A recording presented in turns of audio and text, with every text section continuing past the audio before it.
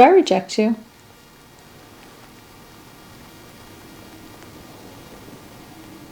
Talking to me?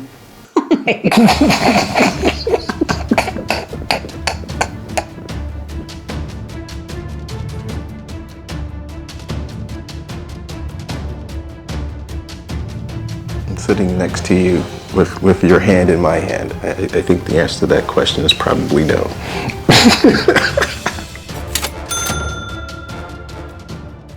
But rejection in some relationships is more about perspective than reality. So, It's all about perspective, really. well, sometimes it's actually reality, but usually it's perspective. How does it feel when I reject you? Do I reject you? I don't reject you, do I? My ideas, yeah. Me personally, no. What ideas? Well, I mean,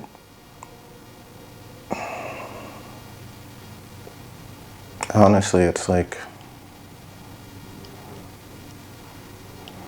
truth is, when it comes to stuff like this, I kind of just discard it and keep moving. So it's really hard for me to like think of a few things, but no.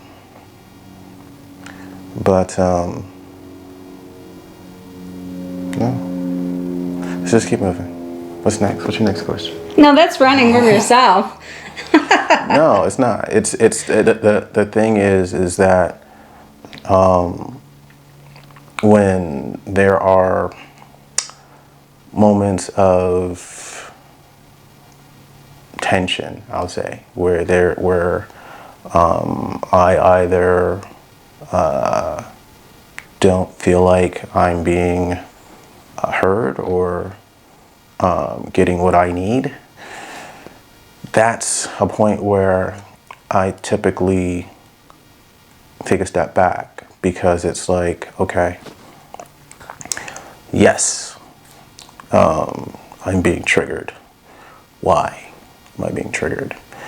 And so, and this kind of goes perfect into today's topic, because the way I operate when I get triggered is I take a step back for space, because the thing is that I want to figure out, I'll get my other finger up into there, why I'm being triggered, what is it connected to, and how much of it is me and how much of it is the other person. Because the thing is, you're talking about a relationship. It's like 3 people involved in every single relationship, right? It's you, the other person, and the relationship, right? So there's 3 individuals that you have to keep in mind. You have to keep in check. It's not just 2 of you, because the 2 of you come together to form another one, right? So there's 3 that you have to take into account. So I need to figure out how much is me, how much is her, how much is the relationship dynamic, which is just the difference in energies between the 2 of us, right? Because she grew up differently than I did. In fact, even if you have twins, right, they grew up side by side. One's always on the right, one's always on the left. They have different perspectives. So when you grow up in different households, different states, different time zones, different skin complexions, things are going to be age ranges. Different age ranges. Everything is going to be a little bit different. For me, I know I need to take a step back to get my space so I can process and figure out what's me, what's actually what I perceive coming from my partner and whatnot. But then I can't solve this on my own, right? Because I'm only 1 out of 3 people in a relationship.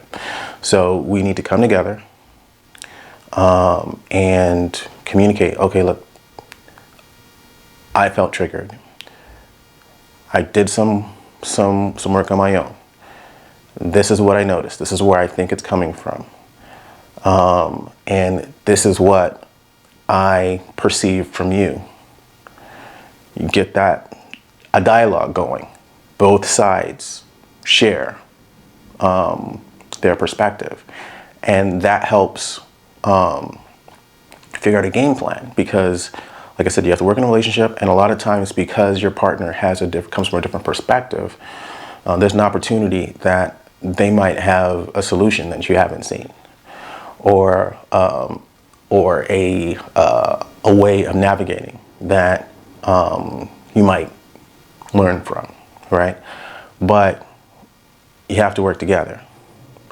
But that also means, even after that conversation, there's gonna be some takeaways, some things your partner's gonna have to work on, some things you're gonna have to work on. You might need space for that. You got to be willing to know that they have their own wounds or their own perspectives or their own insight, and they need that time for their own processing and their integration. For you to stop feeling rejected is to realize that, giving them space is not personal. It's literally what they need for themselves to heal.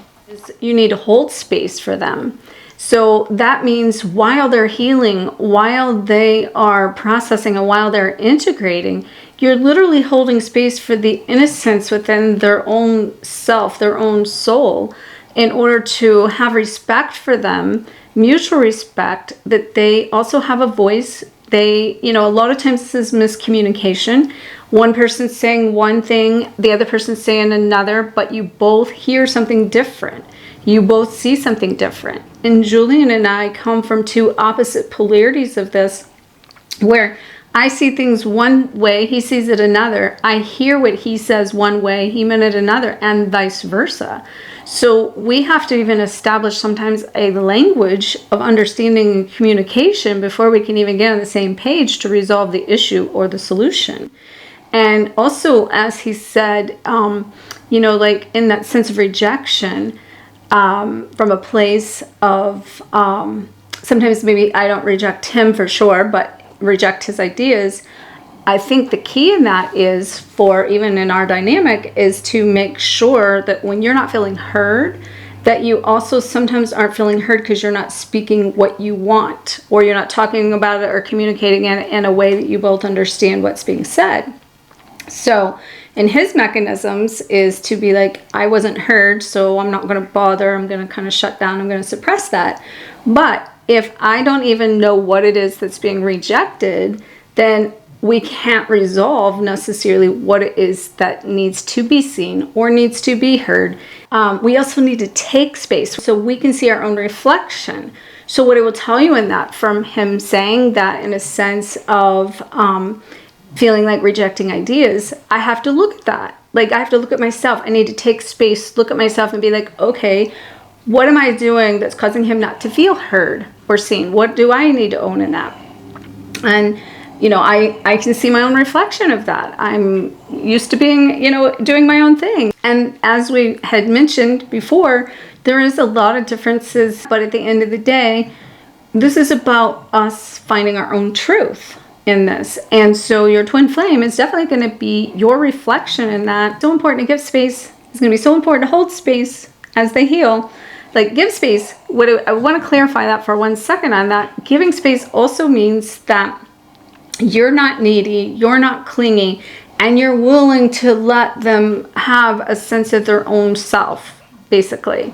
In the second one, holding space, if they have a wound or if they're triggered, you need to hold space for them while they're healing.